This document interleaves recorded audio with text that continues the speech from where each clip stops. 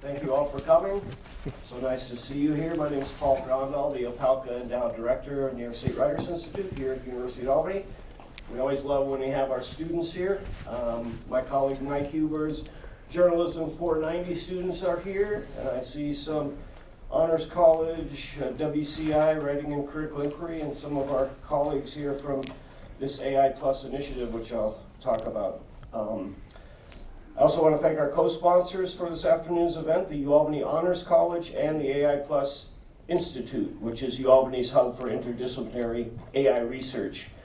One more mention, tomorrow night at 7:30 p.m. in the Arena Theater of the Performing Arts Center here on campus, you're invited to attend a free stage reading of The Rover by Afra Ben, adapted by UAlbany theater professor and resident playwright Kate Wallet. It's a restoration comedy that premiered in 1677, written by the first female professional writer of the English language. Authors Theater is a long-running collaboration between the Writers Institute and the theater department, with funding by the Yarka and Grace Burian Endowment. Hope you can join us for that stage reading tomorrow. Also mentioned, our campus bookstore has copies of Gary Rivlin's book, AI Valley, which we'll be talking about today. There'll be a book signing right afterwards, so you can get your book signed. You don't have to buy a book. If you want to come up and say hello to the author, ask a question, that's fine too. A few words about our moderator and then our special visiting author as well. Elizabeth Gray, she's Associate Director for Operations, Strategy, and Engagement of the AI and Society Research Center. It's a recently launched initiative that will help UAlbany students navigate a world radically changed by AI with a focus on trustworthiness, equity, privacy, and accountability. It will spearhead significant expansion of the AI-infused curriculum here at UAlbany across all 9 schools and colleges in disciplines ranging from social sciences to the creative arts. The Writers Institute is proud to be a collaborator and partner in this new initiative. Our author, Gary Rivlin, will talk about this book, but first, he's had an amazing career. As a journalist myself, he's worked for many papers. We were just talking that he didn't ever take a journalism class. He does not have a degree in journalism. And he tried to talk the New York Times out of hiring him, but he had a great run at the New York Times. As a tech reporter, he's gone on to write at least 11 books by my last count, and he's also done some ghostwriting, which he might talk about. This book is called AI Valley, Microsoft, Google, and the $1 trillion race to cash in on artificial intelligence. And Gary Rivlin spent more than a year shadowing LinkedIn founder Reid Hoffman, whom the Wall Street Journal once called, quote, the most connected person in Silicon Valley. Through Hoffman, as his main character, Reid enjoyed access to numerous founders and venture capitalists during this pivotal moment in the evolution of AI technology. He shared in a Pulitzer Prize. He's a Pulitzer Prize-winning investigative reporter. He's been writing about technology since the mid-1990s and the rise of the internet. And I think he told me when Hoffman was publicly traded, but when that sold, it sold for about $22 billion. So there's money to be made in this field, apparently. So please welcome Elizabeth Gray and Gary Rivlin.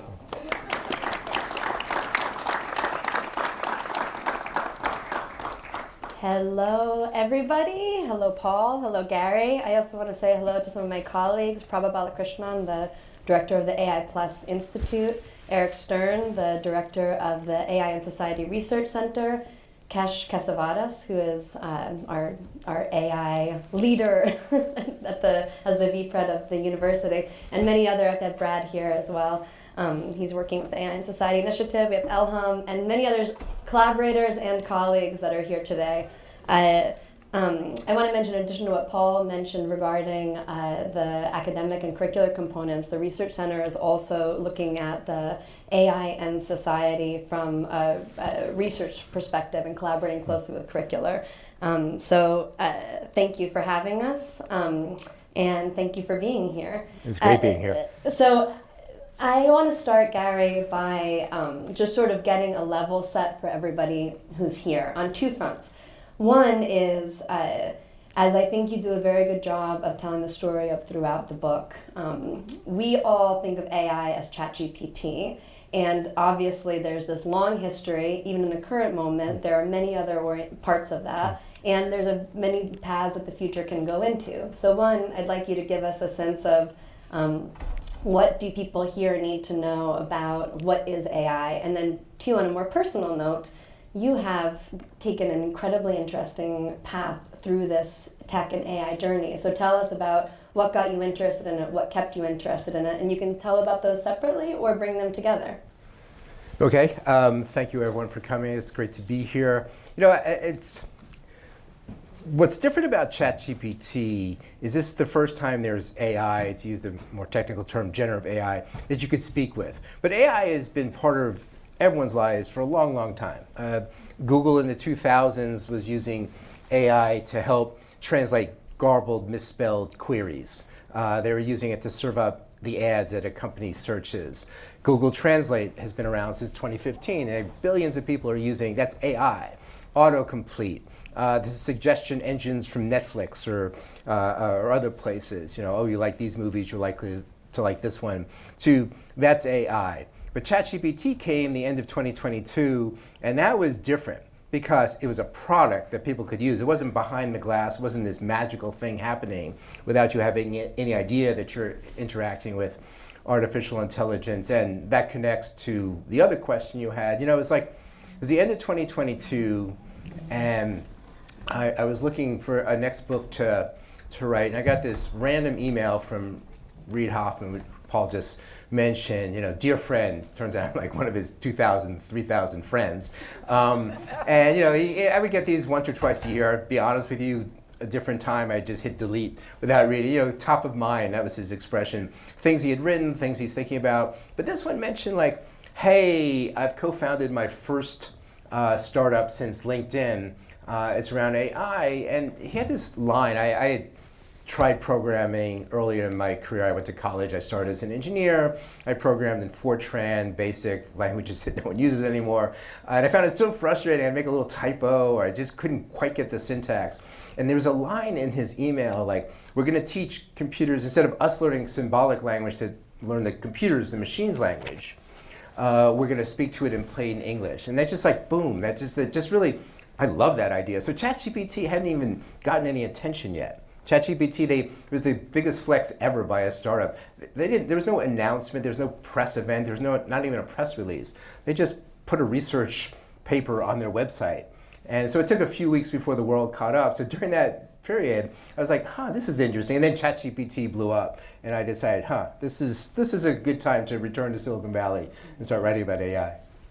I think that's great. And you know, I remember you saying in there, I had actually forgotten about how they didn't even really announce ChatGPT, that it just showed up on the website. And I do want to say, and you know, I'm not just here to make a plug for the book. I will say on my own accord, I'm making a plug for this book. I have to fake that I know about AI because I'm working in an AI environment. And I think I've learned a lot over the course of the past year in working in the AI space. This was probably one of the most helpful single guides to learn the history and contemporary circumstances of AI, and partially because the characters are just so interesting. And so I wanted to, and so you know, it keeps you engaged through all of the history and the technical stuff and everything like that. And that you know, reminds me, so one of the questions I had, this is one of my favorite quotes. You describe Minsky as arrogant and imperious, even if wrong about more or less everything. A contentious figure with a bully streak and a flair for the dramatic. And yet he is the person who took us away from the neural networks and into this rule-based rabbit hole, really, that didn't lead in an important direction. And then others who were, you know, maybe seemed kooky and out there, but really were the geniuses who opened the doors for what we see today. So you've been around these people, you've been doing these ride-alongs. What do you have a sense now where you can see, oh, this person has the secret sauce, they have that true genius, or this is just an arrogant bully that doesn't have any idea what they're talking about? Yeah, I call that the 50-year wrong turn. It's So I mean, just so people understand, like in the 50s and 60s, the term artificial intelligence was coined in, I think it was 1956. And I say, like, AI had been disappointing humanity for like the next 70 years. It's just like AI was always just around the next corner for decades. But there was kind of this, in the 50s, a Cornell professor came up with this idea of a neural network. This idea that we're not going to, line by line teach a computer, but like a computer will learn kind of in the same fashion as a human learns. You like, okay, go read these books, read these articles, a science-based one, read these scientific journals, and learn that way. And he was just mocked. And instead, Marvin Minsky, who you were just talking about, MIT professor, he was convinced that the answer to AI was rules-based. And that became the conventional wisdom. And in fact, anyone who was working on neural networks, they wouldn't get the PhD advisors, and so they were really discouraged for a long, long time. It really wasn't until the mid-2010s that machine learning, deep learning, neural networks became, kind of more in vogue and rules-based. The problem with rules-based is like, okay, like let's use autonomous vehicles. You could teach it the basics, but like, it's raining out, there's a police officer, there's garbage in the street, someone is driving erratically. You can't anticipate every single, that's not the way humans learn, and it turns out that it's not a very good way to teach computers. I wonder if like the answer to AI is going to be we're using neural networks. Now let's use some rule-based stuff to kind of help fine-tune it to the extent that it is true. But you had a question, the answer is no. I can't, I met Elon Musk in 2011. I did a long profile for Men's Journal about him. And it was a different circumstance. He was down to his last $3 million. I joke, I'm still not up to my first $3 million. But he was much more modest. Tesla wasn't quite working, SpaceX wasn't working, and he was funding it all himself. So he was really, and so he was, had much more humility. But I had no idea, like, this guy is a genius who's going to figure out this, electric vehicles as opposed to others. So no, I mean, the truth is that, just like whatever's in vogue seems to me like, oh, okay, that's making sense. But well, since you brought up Elon Musk, sorry. This is maybe an easier question to answer, because I found as I was reading this as well, to me at least it seemed that some of the individuals that you were writing on were just so plainly likable and reputable and strong and good. I found Hoffman, he struck me that way, Reid Hoffman. Yeah. And there were others like Minsky who were just, to me at least, seemed just kind of distasteful. And then there's these fascinating characters that you kind of almost love to hate. I think Elon Musk, at least for me, fits into that category. So I wonder, in your reporting, in your sort of surfing the wave of all of these characters that you've brought up, are there any who stood out to you as just great people who you felt like you loved to spend time with, and why? Are there any that were just absolutely awful? And then who are the surprising characters? Like, what do we want to know about hanging out with Elon Musk or some of the other really Sam Altman, other sort of big figures that we're familiar with that you might have an inside scoop on? I always joke that journalists, it's so much easier to write about evil characters, or not evil, dislikable characters than likable. So Reid Hoffman, I jokingly refer to him as, kind of a billionaire you can actually root for. Mustafa Suleyman. So in the book, I focus on one AI startup in particular called Inflection that Reid Hoffman, Mustafa Suleyman, he was the co-founder of DeepMind, which came out in 2010, and it's kind of the first great AI startup, the first AI startup that was truly successful. It's now owned by Google, and it's part of Google DeepMind is their cutting edge AI, and they were just very thoughtful people. Like AI can do amazing things, but AI could be a dangerous tool. And I thought they were very deliberate about what they were doing. Like okay, let's make sure that this is. I mean, every technology cuts both ways. In the internet, television, cars, whatever. Let's make sure this is more of a net positive than net negative. Then so Elon Musk, I'll make fun of him a little bit. give him credit. In 2015, he was one of the, or actually even earlier, he was one of the investors in DeepMind. But I talked to Mustafa Suleiman, co-founder, the one who dealt mainly with fundraising. He said, like, sometimes I have talk to him and like, wow, he really gets it. But much of the time, like, wow, you don't know the first thing about AI. But like Marvin Minsky, there's that arrogance. Like, I know everything, so I'm not even going to ask any questions because I understand. But at the same time, he was an investor in DeepMind and other AI efforts. He was the leading critic of AI, warning about laser-eyed robots. He kind of like was articulating that Hollywood fear we all have from watching Terminator and other movies like that. And it kind of continued. In 2023, this is right after ChatGPT took off, there was a call for a pause. Like, whoa, this is going too fast. Society, institutions, schools, parents, businesses, policymakers all have to catch up. I think you couldn't pause. You can't pause innovation. But there was a group of people, and Elon Musk was the most famous signer of the pause letter. Let's pause development of advanced models for 6 months. Meanwhile, he was hiring people to create what's now xAI, his AI company. And so he's calling for a pause on the one hand, while meanwhile he's looking for all the AI talent he can so he can advance AI as far as he goes. So he's kind of both the leading critic of AI and one of the leading proponents of AI. I have to just say, because you talked about X, it was very funny to read that in like 1990 he had x.com and thought it was the coolest URL in the internet. So everyone knows the name PayPal, which I think is a terrific name for that company.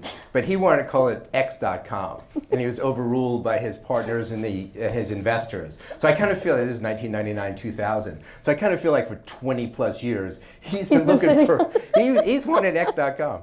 Well, he got his day. So I have two different questions that I might sort of put together, because it's, let's see, maybe they'll turn into two questions because they seem connected to me. So, one of the things at UAlbany, I think that is interesting in the way that we're approaching AI is that we hired people into, I say we, but other people smarter and with more foresight than I am have had hired people across departments, all across the entire university. They have their home discipline, but they are people who are working in AI. And then we bring them together to work on problems from a variety of disciplines. And then adding to that, bringing in the AI and Society Research Center, we're even further expanding to focus on social impact and ethics and risk and thinking about what is key about the human experience, what it is to be human, and how can AI enhance that, and also how does it threaten it? And so the sort of two-part question that I have is one. No, actually, let me say this because I also like this quote. So this is how you referred to this is about yourself. I had been a skeptic, the skunk at the garden party, as one editor teased me, surrounded by enthusiasts. And then you go on to say, no one needed my contrarian voice anymore. The market made cynics of us all. And so as we're thinking about risk, you have the accelerators, you have the doomers, and I think there's somewhere in the middle that is healthy skepticism. And so I wonder, what do you say to the accelerators, to the doomers, and making healthy skeptics? And then in the context of disciplines, who do you think needs to be at the table in these conversations to make sure that we're not going down a dangerous path? So let me start with the end there, because I love that Albany is doing this. I love that other universities is doing this, because one of the greatest risks to me of AI is it's not laser-eyed robots taking over humanity, subjugating humans that I'm scared of. It's that the same big tech companies, Google, Meta, etc., that kind of made a mess of things with social media, etc., are really running AI. And the Silicon Valley way, I've been writing about Silicon Valley on and off since the mid-1990s. It's like, let's get a few smart guys, and yes, guys, in a room and we'll figure it out. You can't do that with AI. There needs to be social scientists and philosophers and historians and just regular folks from a wide array of disciplines, a wide array of backgrounds, so we can, guide this thing. Again, I think AI could do incredible things around education, science, medicine, but it could do, a powerful tool for creating vaccines, could create dangerous pathogens that kill millions of people. And so we really have to be careful and guide it. I really do think it's important that it's a cross-disciplinary group of people and not just, a couple of huge big tech companies that put profits first and safety second. So you mentioned, I'll give a little bit of definition. So there's the doomers.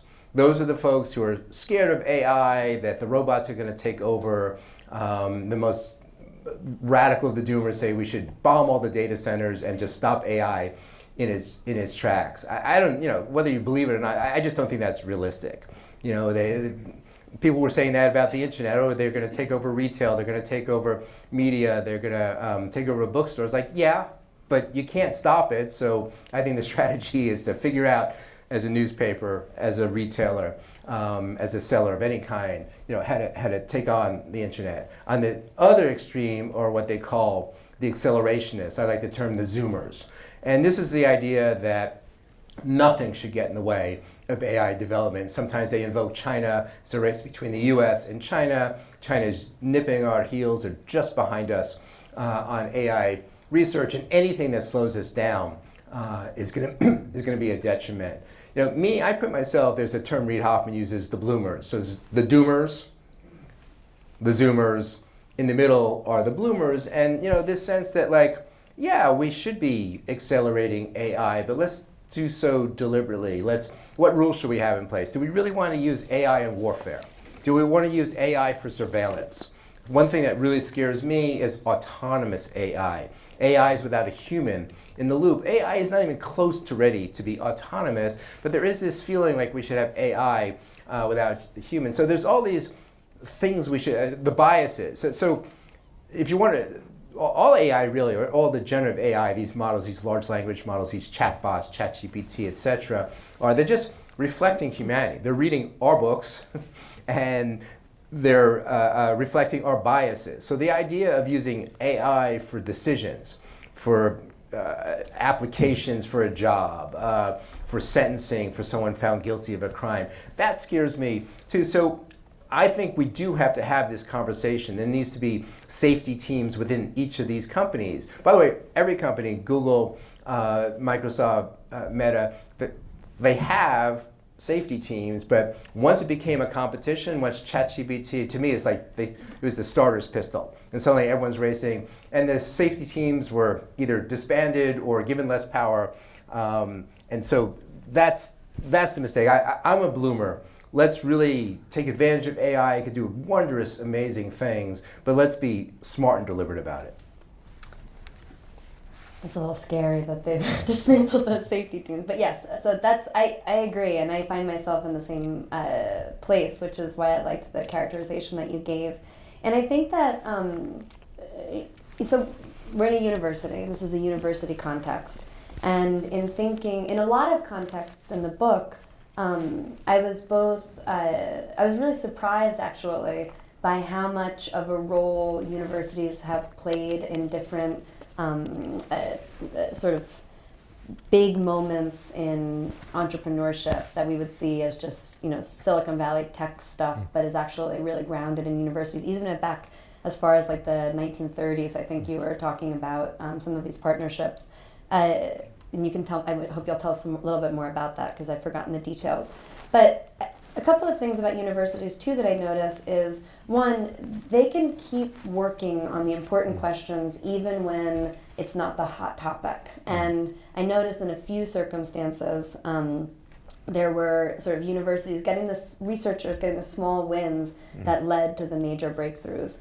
I think also there's in some circumstances a freedom to take on the unpopular questions of risk, questions of maybe we can do this, but should we? How do we direct this? But I think there's also the danger that universities can have that conversation amongst other academics, but not then face out to the world and have an impact on the world. So I wonder what you see both in the sort of opportunities to play a role in entrepreneurship, an opportunity to keep moving the big, important research questions along, even when it's not the hot topic, so that these big breakthrough moments can happen, and playing a role in reining in or challenging or questioning the sort of development that's happening in AI. What do you see as the role of universities in those spaces, and how best to make the mark on the world? Yeah, so universities have been at the cutting edge of AI. Almost all of the advancements in the 50s, 60s, 70s, 80s, 90s, 2000s, were on universities. There are a couple of times when, there was a flare-up, like, ooh, AI has potential, and venture capitalists, big corporations would fund these efforts. But for the most part, the breakthroughs, I'd say until 2015 or so, then kind of Google came up with the transformer paper, the T in GPT, ChatGPT.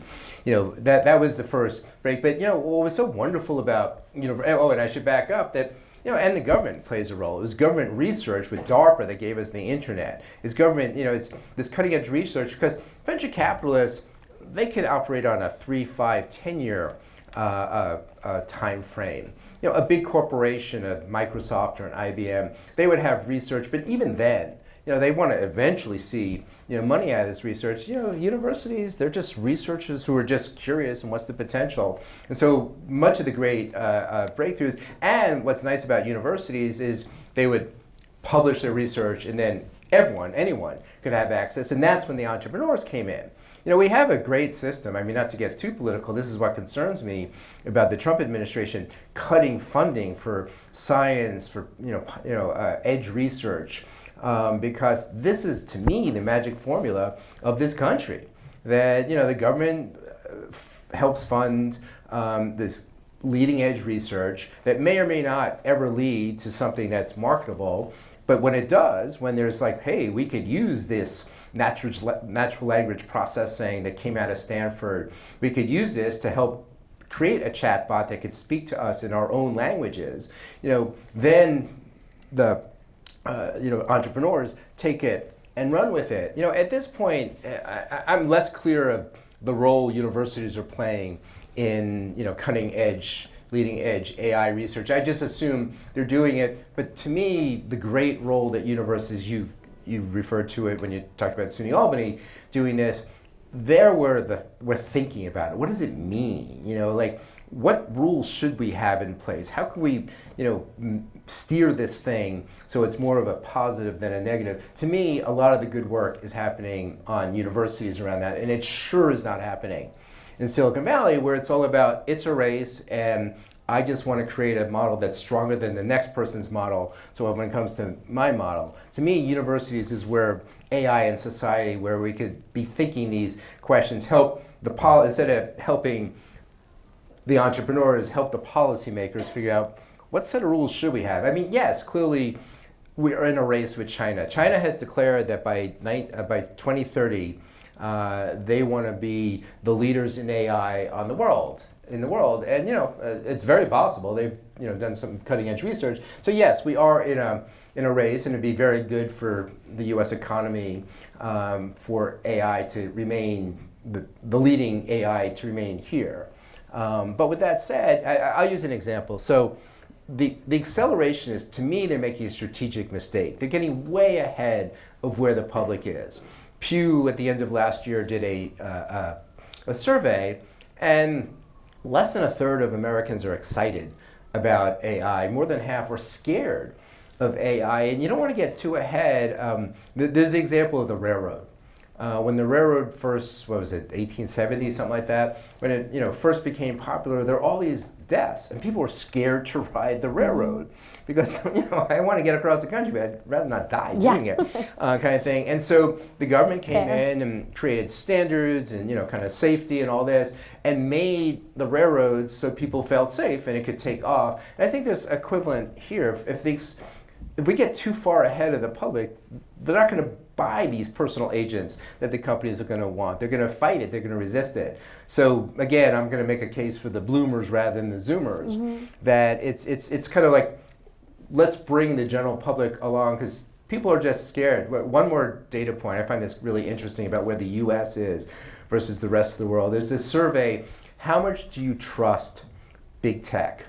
In Brazil and South Africa, the numbers in the 80s as high as 90%. You go to Europe, no surprise, it falls back to like 60 to 70%. The very Germany, France, and stuff. In the U.S., it's barely above 50%.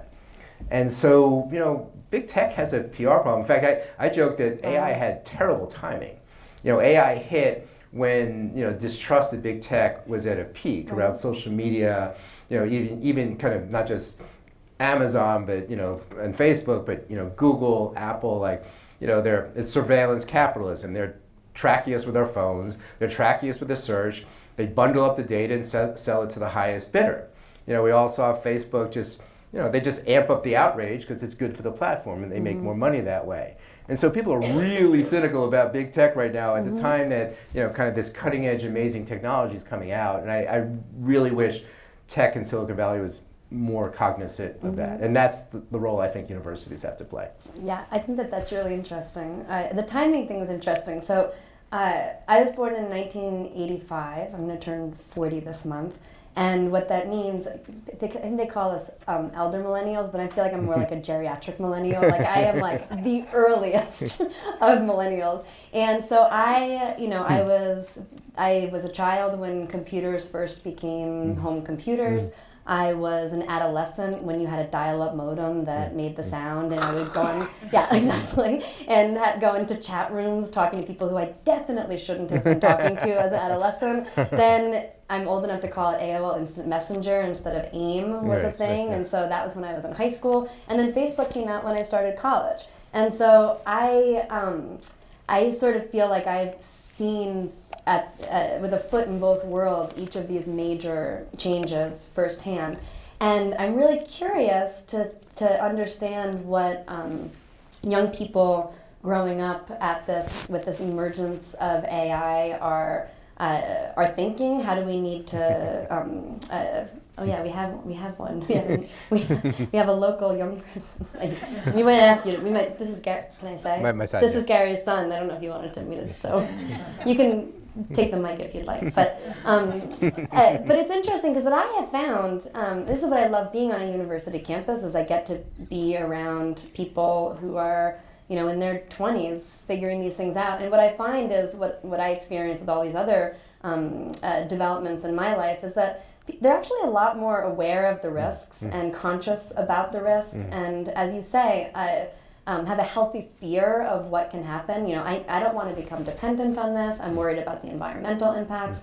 And then, of course, there is the very natural slide into dependency that happens, but also a native facility with the technologies in a way that allow them to be, I think, maybe quite powerful. So anyway, this is a long way of asking my question to you, which is you having watched technology emerge into the public and seeing how it's affected people in the world, the real world outside of Silicon Valley. What are your expectations, your hopes, your fears, and how do you think a university can play a meaningful role in helping people growing up as sort of native AI users to be helped by the technology rather than held back by it? Right. So I'll back up a little bit. So in the mid-1990s, as was mentioned, I was covering the rise of the internet and .com, and I learned this phrase that we tend to overestimate the short-run impact of a technology, but underestimate the long-term impact. And I think that's going to be true with AI.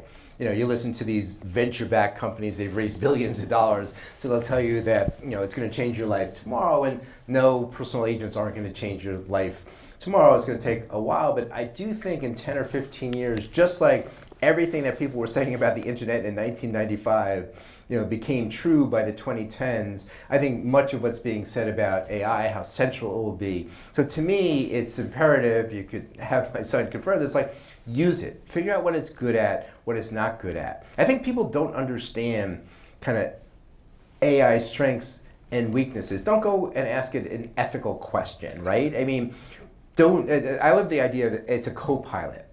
It just helps me. I'll just be specific about me.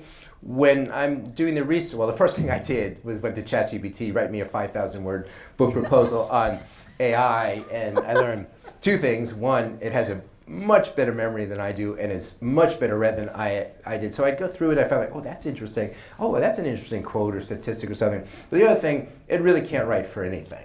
It's just very flat. It's almost by definition. It's a mathematical model that is kind of finding kind of a lowest common denominator kind of thing. You are the creativity. You know, a fun example is somebody asked ChatGPT early on, write a Taylor Swift's, explain Marx's economic theory in a Taylor Swift song. And it was a terrific answer. And what I loved about it is like, wow, this really is generative AI. I didn't go find it somewhere. It created this thing. But it was the human that brought the creativity to it. And that's the truth about AI, that you can't say, write me a Steven Spielberg movie. It'd be terrible. Like, hey, I'm thinking about a movie, and here's the plot, and here's the characters, and here's the key moments and stuff. And you iterate, and you work with it for weeks and weeks and months, and you might come up with something good. So I really, at my kid's school, at my youngest son's school, New York City Public Schools, a better example, they just outlawed ChatGPT right away. And I understand that impulse. They didn't want kids like writing their compositions using ChatGPT, but I really thought that was a mistake. And I was very glad that my younger kid's school, they changed that policy. Like, let's learn how to use it. So for example, they write an English composition, they do a draft, give it to ChatGPT or whatever model they wanted to use, and tell me what's good about this and where it needs work. It's almost like showing it to a teacher and getting some feedback so they can figure it out. That's a very good way to use it. I happen to use Claude, that's my favorite chat bot. I use it to edit. Read this and give me any suggested changes in bold. And it's not like, oh, this is perfect, I'm gonna hand it in, but like, oh, that's a really good word. Or sometimes I'm having trouble with this one paragraph, this one sentence, this one transition. Write it 5 different ways. And write 500 different ways. Do it in seconds. And I go through and like, oh, that's the word I've been looking for. Mm-hmm. And so it's really kind of, so Reid Hoffman uses the expression, it amplifies your intelligence. So AI should really be amplified in intelligence, because he uses the example like, he's not a poet, but he can write a poem using it. He can't speak any foreign language, but he can translate anything he writes into any language he wants. He's not an artist, but if you give it the right prompt, it could create it could make what's in your head a work of art. And so to me, that's the way to think about it. That to me is the way the education system should be using it. Like, it's a tool. Mm-hmm. Just like a camera's a tool, just like a calculator's a tool, a paintbrush is a tool. It's just a tool to do what you want to do with it. But again, you're at the center, you're adding the creativity, and it's just helping you do what you tell it to do. I think that's I happen to agree with you on that. I think it's a really great answer. And my background's in philosophy, and as an ethicist, I would say you can even ask an ethical question. Don't just do exactly what it says without thinking about it a little bit more, because it's I think it's it can be a collaborator, it can be like an intern, or it can be like someone to bounce your ideas off of. And anyway, I think that's a very... Oh, and I love bouncing ideas off. I'm thinking of this, and just kind of we talk. Yeah. It's kind of fun too, but anyway. I didn't not talk with the verbal ChatGPT on my way here to refine some of my questions. So it's when you're driving, it can be quite nice to just have somebody in the car with you to talk through ideas. And actually, just thinking about, you mentioned I had tagged that the long-term impacts versus short-term impacts. I really like that. We overstate a technology's impact in the short run, but underestimate its long-term effects. I think another piece of that, I think all the time about when cell phones first came out, and people would sit at like restaurants chatting loudly on their cell phones. Like, it was like the culture had not yet caught up to the technology, and everybody was very disturbed by this new reality. And I think that in some ways that might happen with some of these, at least in generative AI, that there just needs to be a cultural catch-up to how and when it's appropriate to use. And so I have several more questions, but I know we want to move into audience. I'll do one more, and then I'll give you a chance to think. Okay, so everyone start thinking of your questions. I'm going to ask one more question, and then I'll hand it over. So again, I have to say, the way that you were able to make the sort of history and technology so interesting and compelling is through the character stories that you tell. And I just think you did such a great job of it. I Thank felt you. so invested in Thank some you. of these characters. I felt like I had developed relationships with some of them. There were Mustafa says hello. Thank you. So speaking of, I felt like I was sad when some of them would die. I thought, oh, I'm never going to get a chance to meet this person, not like I ever would. And there was sort of this, speaking of Mustafa, there's sort of this fairy tale story that I almost felt like had the wrong ending with Suleiman. And he starts out like getting interested in technology because he sees the philanthropy of Bill Gates and thinks, oh, you can make money and then give to the world.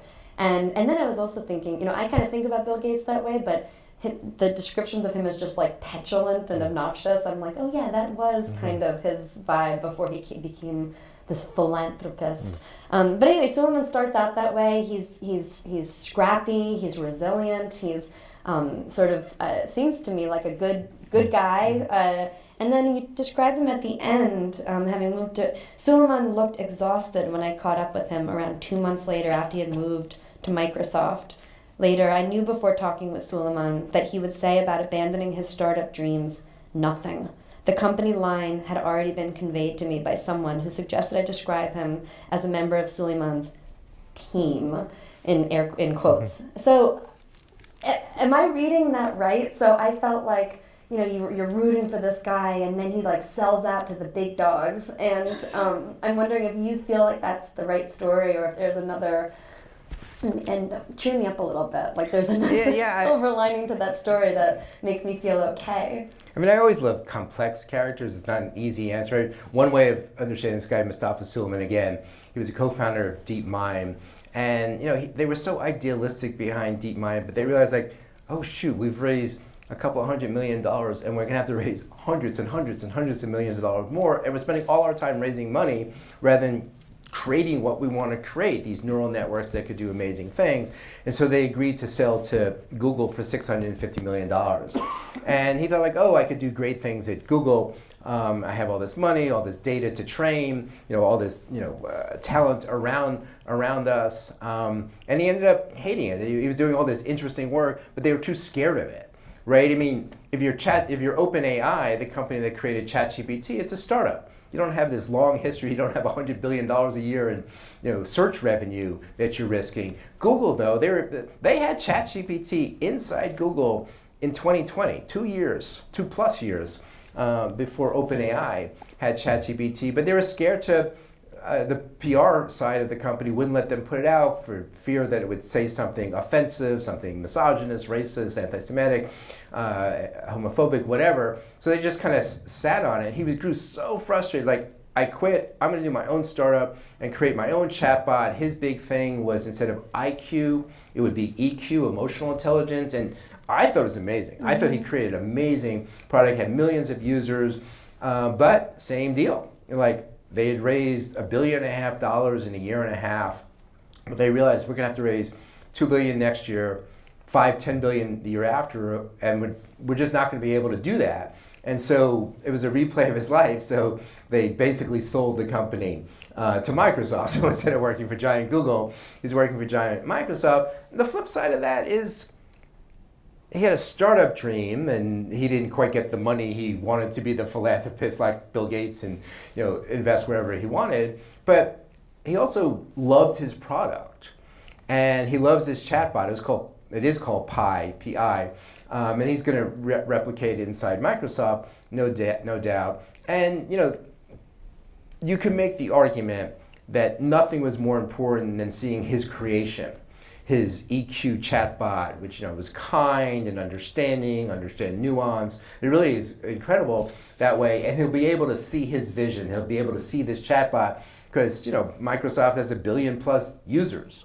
They don't have to fight for every user. That automatically people who are using Microsoft products have access to it. He has all the money in the world. Like Microsoft has like $100 billion in cash, literally, lying around, and so they can afford to train these things to fine-tune them in a way a startup could. So, on the one hand, he gave up on his startup dream. On the other hand, the vision he had for AI, is still alive. So Okay, I feel a little bit little better. Thank you. So I will give the mic over to Jen to, anybody have any questions? Yeah, and questions about writing and journalism are also more than welcome. Hi. Sometimes I feel like AI on social media is a little bit like playing whack-a-mole, you know, and it's getting harder and harder to kind of critically evaluate what you're looking at. So, and I find that this vulnerability cuts across all ages. Like, it's not like old people or little kids or whatever. So how do we critically evaluate what we're looking at online without driving ourselves insane? No, I mean, these models are getting so good that, you know, there's something called the Turing test. Alan Turing, famous mathematician from the 1940s and 1950s, a Brit, you know, he came up with the Turing test. Like, when are computers going to be able to fool the majority of humans that they're talking to a machine? Or you think you're talking to a human when you're talking to a machine? We far surpass, as far as I'm concerned, the Turing test. So it becomes really, really hard. You know, there's talk of like having watermarking, that when you're looking at something that's AI created, it says that, but now there are people say like, well, you could crack that. You know, if you could create the watermark, you can, you know, kind of hide the watermark kind of thing.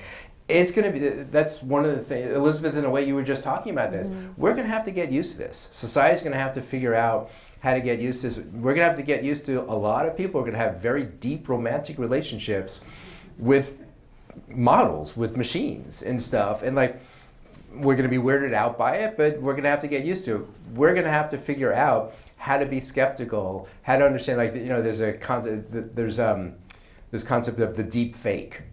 That basically these computer models are so good that with just a little bit of your voice or a minimum amount of video, they can make you say almost anything, especially a presidential candidate, a prominent politician. You could put any words in Barack Obama or Donald Trump's mouth, and it will look like they are saying it at this point. And that's really a scary thing. You know, we already have a misinformation, disinformation problem, and I think it's going to get worse. So we're just going to have to get used to it. But I'll tell you, we said the same thing with Photoshop, that we're going to be able to, you know, create pictures, you know, kind of disinformation pictures, and, you know, somehow that hasn't been the profound problem that they anticipated it would be. But, you know, this is part of what society is going to have to get used to. It was controversial when ChatGPT came out. People were like, oh, it's not ready. You know, it hallucinates. It makes stuff up too much. It's the black box problem. We don't even understand. The people who create it don't even understand exactly why it says what it says. But to me, I felt like, well, but it's not that strong yet. And I think it's a good thing that it's out there and we're debating and we're talking about it in venues like this, that policymakers, to the extent they're talking about it, are talking about it, because we are going to have to get used to this thing. This thing is going to be more central in our lives in a decade or so, and it would make me very happy if we spent this decade figuring this kind of stuff out. Oh. Terrific talk. So my question is from the lens of a biologist, and I think about the biological revolutions and how self-regulatory they were.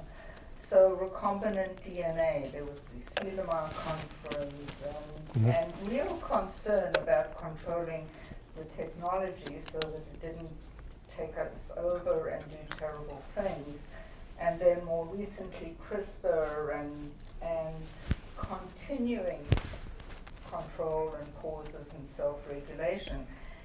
My impression from you is that the pause in AI self-regulation was very short-lived, and it's now out of control, so to speak. I'm wondering if that's a correct impression.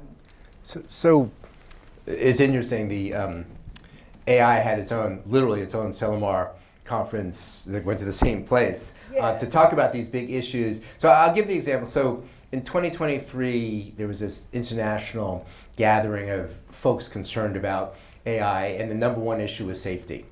And then X months later, they had a second conference, the number one issue was safety. You know, okay, this stuff, we can't slow it down, or we can only slow it down, we can't stop it. Like, how do we make sure it's safe? So they had the third one in Paris at the start of this year. J.D. Vance spoke at it and said, you know, I'm tired of the hand wringing. What we really need to do is win this race and stuff. And so you say out of control, that's not the word I would use. You know, I would say that safety is taking a distant second to winning this race, winning this competition. And that's the problem. And, you know, I don't think AI is strong enough to be, in quotes, out of control and taking over anything. But if humans are stupid enough to give it control over essential things like our water system or, you know, essential decision making, that's when I think it could be out of control. But it's not quite there yet. And I don't think it's quite ready to be there yet. I'm gonna take the second row and then I'll come over. Thank you.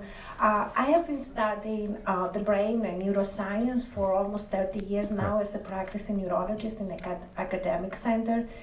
And I never thought in my lifetime that I would come to a point to accept that computers can mimic or imitate the brain functions.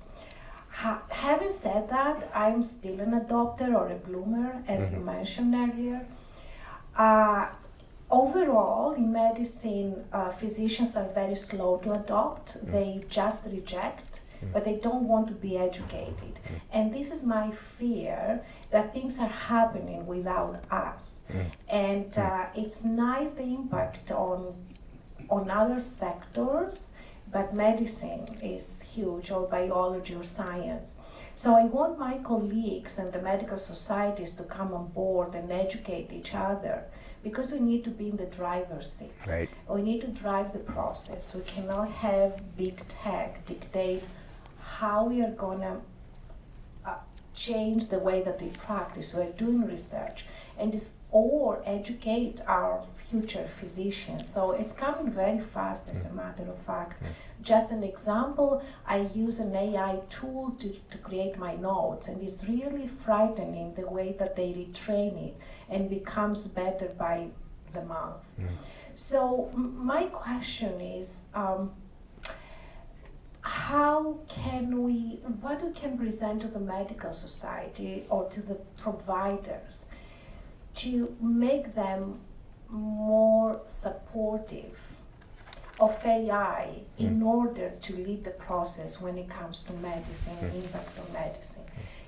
Should we be skeptical, knowing what you have known so far, or not? Is their fear justified or not?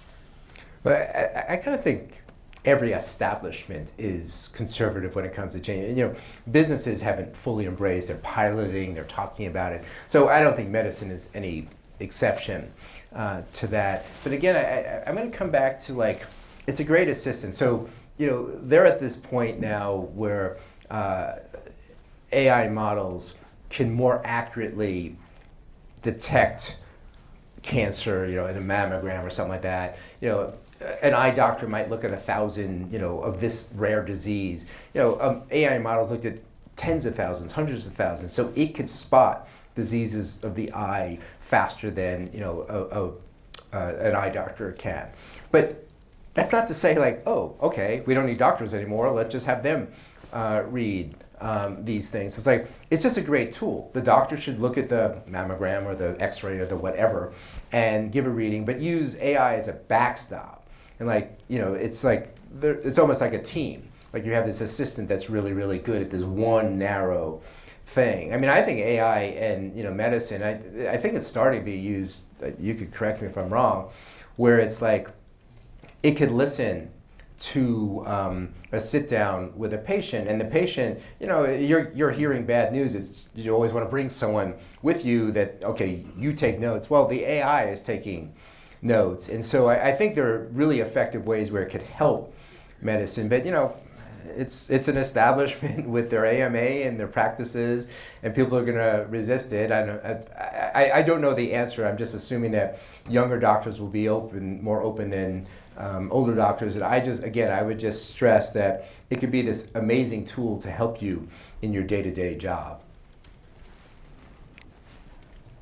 So let me, ask a question from the educator's perspective.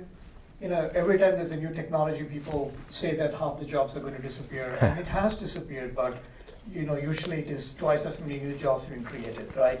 You have robots coming, taking away jobs of manual labor, but you need robotic engineers and computer scientists to do that. But AI is really frightening that lots of jobs can actually disappear, right? Even high-tech jobs like coding, you can just sit and write a whole code today in 4 lines. So my question is, in terms of education, what do you see would be the new jobs being created in AI, number one? And from the perspective of the degree given by universities, how should those be changed to be preparing our next generation students to be AI ready? Yeah, I find that the hardest question. Just kind of to back up, I love the example of like when Gutenberg created the printing press, what are the monks going to do, right? They put all these monks out of a job, but like now we have the publishing industry, which is tens of thousands of people. And that's been the story of every technology, right? We used to be an agrarian country where 80-90% of the people farm. Now 2% or so farm because of technology. And of course, we have 4% or whatever unemployment. I do fear AI is different because I think it's just going to wipe out large swaths of people. So one place where AI is being used in the real world is customer service. Companies are starting to use this, like whatever. I mean, you call up and instead of like, going through the phone tree, AI starts and hears like, oh, I can answer that question. What hours are we opening? Or what's our mailing address? And like, it's almost like triage at an ER. Like, okay, here's what a human needs to deal with. And so we can more efficiently use the human power, but that's going to cut out a lot of customer service people. One of the 2 or 3 largest job categories in this country is driving, long-haul driving, local delivery, taxi, Uber, whatever drivers. It's like 8 to 10 million people do that. Like, well, autonomous vehicles in, I don't know, X number of years. I would have told you in 2015, by now we'd have autonomous vehicles routinely on the road. Now there's in a few cities and that's it. So I don't know when it's going to happen, but it's going to wipe out a huge swath of folks. And the big surprise to anyone who's been working in AI, it wasn't blue collar and the robots. It's the knowledge workers. It's the creators. It's the computer coders. It's the content creators. It's people writing ad copy. It's people drawing stuff. Illustrators. That's a good example. Like illustrators, instead of getting paying an illustrator $500 to do your illustration, just go to ChatGPT and you'll have it for free, kind of thing. And so I do worry that not tomorrow. I think it's going to be more of a slow roll over the coming decade plus. I do worry that we're going to have a lot of widespread unemployment. Now in Silicon Valley, they say, oh, it'll be abundance, right? AI is going to be so wondrous that we're going to be able to like have people not work. I have a hard time getting my head around that, and I have a hard time imagining, like, if I was there with Gutenberg and the monks, I don't think I would think, oh, well, we have Simon & Schuster and HarperCollins. You don't have to worry, kind of thing. But, what should someone be studying? I don't know. There's some people who say, yes, these machines now are very able at coding, but you still need more than ever computer coders to imagine, to be the person driving with the co-pilot and stuff. So there are experts on both sides of that argument. Don't get into computer science. Yes, get into computer science because AI is going to be so central. And I think I could make that argument. I joke with my boys, like, become a plumber or a carpenter, because I don't see the robots replacing that anytime in the next few decades. I mean, the truth is you should do what you love and you'll figure it out. Yeah, we have time for Do a what few you more love. questions, but I really want to focus on the students. That's why we're here. I know Professor Huber's students prepared questions. I see some of my students here. But yes, last 5 minutes, student questions only. Thank you so much.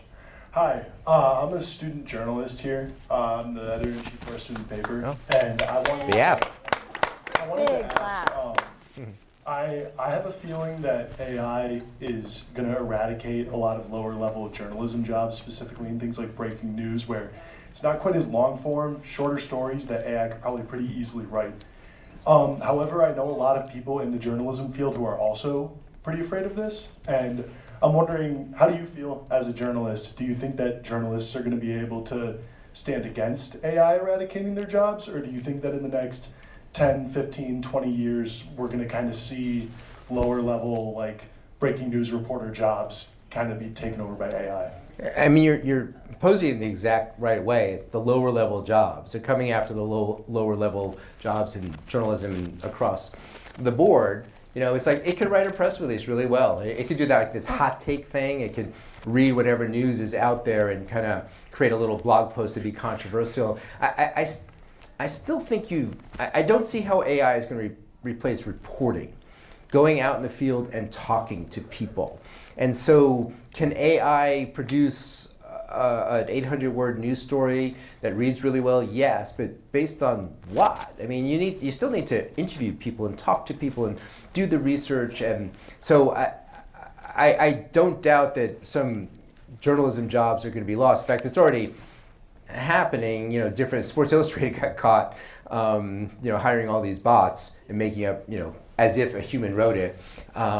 Bloomberg is experimenting with AI stories, and I also think you're right. Like, I did one of these, and like, what about book writers? Oh, now you're getting personal. And I don't know, like maybe GPT-9. We're up to GPT 4.5. Could do it, but I just don't see it. I think you're right that if I was going to talk to your journalism class, like, go for long form, go for memoir, go for personal writing, go for stuff that I just don't see these things in the short or medium term. Who knows? Is it be able to write a novel? I could kind of read every novel ever and kind of distill for you some lowest common denominator novel, but I think it's the human sweat that makes an article, a book, a novel good. So, but you're right. I think it's going to wipe out a lot of the lower level jobs in journalism. But again, marketing across the field. Hi, I'm a 490 student in journalism, and I think I heard you earlier when you said two statements. The first being that you feel like schools should really embrace AI, especially like elementary schools and like lower level schools. And also earlier when you said you didn't want to get too political when talking about the regulations with the Trump administration with AI. And I wanted to ask you if you saw a correlation between the what's dubbed as like the nation's report card that the National Assessment of Education Progress makes every, I believe, 2 years, with like their decrease from 2019 to 2020 to 2024, and how AI is like getting more popular.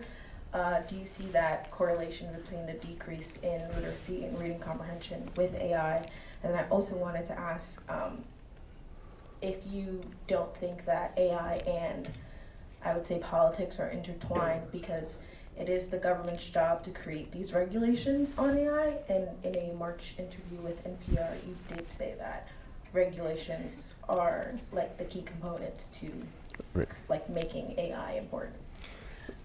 Right. So regulation, yeah. So the Biden administration had, I thought, light regulations that made sense. Like, for instance, if you're going to do one of these cutting edge, leading edge, pioneering models, that you needed to, it's called red teaming. You have to, hire outsiders to look for vulnerabilities before you release it to the public. And the Biden administration said you had to red team these things and share the results with the government. That seemed a very sensible regulation. Industry was seemingly in favor, but the Trump administration, in fact, Trump within 24 hours of taking office undid that executive orders. So now it's just accelerations. Now there is virtually no regulation on AI. It's full speed ahead. And I really do think, as I kind of mentioned before, I do think that's a mistake. I don't think I meant to say that elementary schools should embrace it. I think I want to say that schools should encourage kids to